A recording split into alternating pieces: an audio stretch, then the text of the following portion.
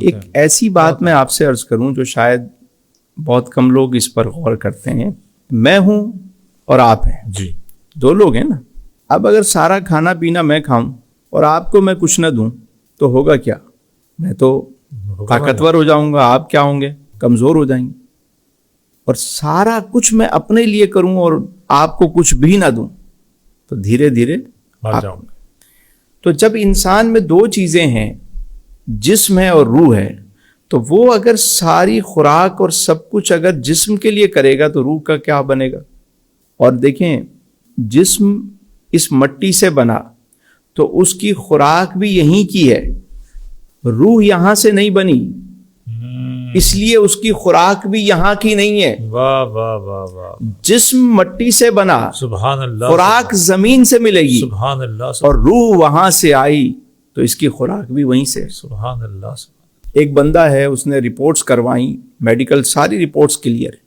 وہ کہتے ہیں جی آپ کو کچھ بھی نہیں ہے بابا، ٹھیک ہے آپ بہترین ہے، کوئی رپورٹس آپ کی ساری صحیح ہیں. وہ کہتا ہے نہیں جی میرے اندر ایک عجیب سی بے قراری ہے، بے چینی ہے، میں بہت ڈسٹرب ہوں. کہ بھائی سب کچھ صحیح ہے، آپ نہیں پتہ نہیں کیا ہے، میں ڈپریشن ہے، عجیب قسم کی انزائٹی ہے، میں سمجھ نہیں پا رہا اس کی وجہ کیا ہے.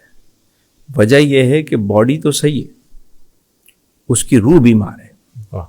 اچھا، اب کبھی کوئی کہہ بھی دینا کہ یار تم روحانی طور پہ دکھاؤ، تو وہ چلا جاتا ہے عاملوں کے پاس اور وہ اس کو لگا دیتے ہیں ٹرک کی بتی کے پیچھے کہ تم جناب بکرا دو تو صدقہ دو تو یہ کرو تو وہ کرو تو فلاں کرو. وہ اس کو دوسرے راستے پہ لگا دیتے ہیں. اصل معاملہ یہ ہے کہ روح بیمار ہے اور روح کو خوراک چاہیے، اور اس کی خوراک اللہ کا ذکر ہے. واہ واہ واہ، اس کی خوراک رزق حلال ہے، اس کی خوراک جو ہے وہ معاف کرنا ہے. واہ واہ واہ. روح کی جو خوراک ہے کہ بانٹنا ہے، اللہ کی راہ میں دینے والا بننا ہے. واہ واہ. تو جب روح کی خوراک نہیں ملتی تو روح بیمار ہونا شروع ہو جاتی. اور اس وقت جو سب سے زیادہ اینٹی ڈپریشن چیزیں چل رہی ہیں، اس کی وجہ یہی ہے کہ لوگوں کی روح جو ہے نا وہ بیمار ہے، اس کے لیے کوئی کام نہیں ہو.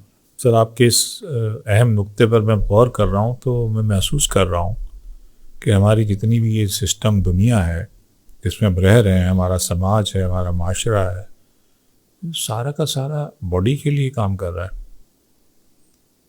ہماری ہر ضرورت، ہمارا پورا بزنس، سب کچھ باڈی کے لیے.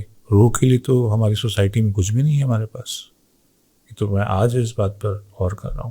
اور علی بھائی آنے والے ٹائم میں آپ دیکھیے گا کہ دنیا میں جو سب سے بڑا مسئلہ اور چیلنج کھڑا ہونے جا رہا ہے نا، اور وہ ہے آپ کا مینٹل سکون.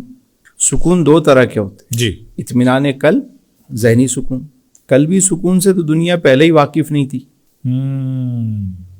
بلکہ اچھے بھلے لوگ واقف نہیں ہوتے کہ قلبی اطمینان کیا ہے، اطمینان قلب کیا ہے، نفس مطمئنہ کیا ہے، اس کے بارے میں تو انہیں پتہ ہی نہیں ہوتا.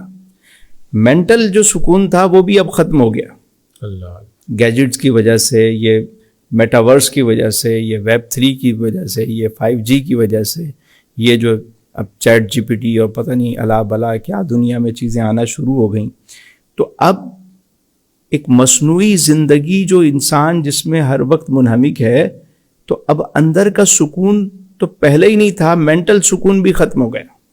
تو آنے والے دنوں میں جو سب سے بڑا چیلنج آنے والا ہے، جو آ چکا ہے بلکہ، مینٹل ہیلتھ. لوگ مینٹلی طور پر ڈسٹرب ہے. اینٹی ڈپریشن میڈیسن، سکون آور ادویات بڑھتی جا رہی ہیں. لوگ خود کش حملہ آور گھوم رہے ہیں. ذرا سا کسی کو آپ چھیڑ کے دیکھیں تو روح پر کام کرنا، روح کو اس کی غذا دینا. روحانی غذا کیا ہے؟ نماز ہے، قرآن ہے، اللہ کا ذکر ہے، خیر کے کام ہیں، معاف کرنا ہے، سچ بولنا ہے، ٹھیک ہے، بے ضرر ہونا ہے، بے غرض ہونا ہے. یہ ساری روح کی غذائیں. واہ.